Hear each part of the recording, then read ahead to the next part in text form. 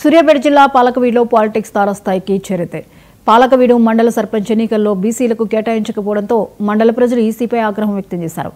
పాలకవీడు మండలంలో లోపభూయిష్టంగా ఉన్న సర్పంచ్ ఎన్నికల రిజర్వేషన్లను వెంటనే నిలిపివేయాలని తెలంగాణ రాష్ట్ర ఎన్నికల కమిషనర్కు ఫిర్యాదు చేశారు. కాకుండా హైకోర్టును సైతం ఆశ్రయించారు.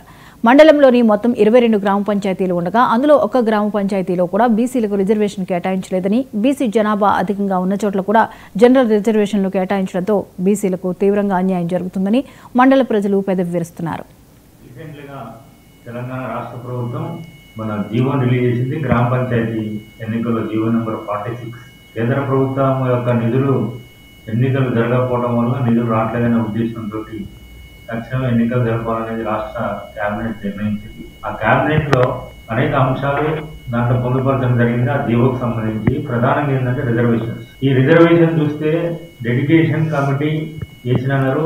రెండోది ప్రస్తుతం ఉన్నటువంటి 2025 జనాభా ప్రాతిపదికన రిజర్వేషన్లు తీసుకొని ఆ మండలాలు ఉన్నటువంటి రిజర్వేషన్లు చేసినాం అనేది చెప్తుండ్రు. దీన్ని లోతుగా పరిశీలించినట్టయితే ఈ ప్రభుత్వం ఏదైతే ఉందో రిజర్వేషన్లు బీసీలు కానీ ఎస్సీ ఎస్టీలకు రిజర్వేషన్లు సరిగా అమలు పరచలేదు.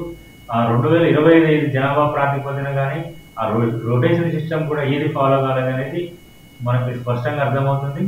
ఒకటి పాలకవీడు మండలం తీసుకున్నట్టయితే ఒకటి కూడా రిజర్వేషన్ బీసీకి లేకపోవడం, అదేవిధంగా ఇంకా ఇతర క్యాస్ట్లకు కూడా లేకపోవడం అనేది సూర్యాపేట జిల్లాలో ప్రధానంగా కనపడుతుంది. దీని మీద అక్కడ ఉన్నటువంటి ఇప్పటికే మనోళ్ళు సీఎం ఆధ్వర్యంలో కలెక్టర్కి ఎన్నికల కమిషన్కి కూడా రిప్రజెంటేషన్ చేయడం జరిగింది.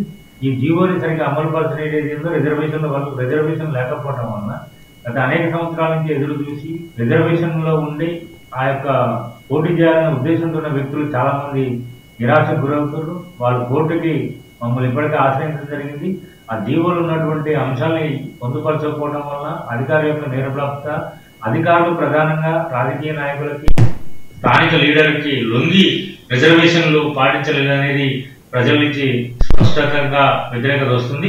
రీసెంట్లీగా తెలంగాణ రాష్ట్ర ప్రభుత్వం మన జీవో రిలీజ్ చేసింది. గ్రామ పంచాయతీ ఎన్నికల్లో జీవో నెంబర్ 46. కేంద్ర ప్రభుత్వం యొక్క నిధులు ఎన్నికలు జరగకపోవడం వల్ల నిధులు రావట్లేదని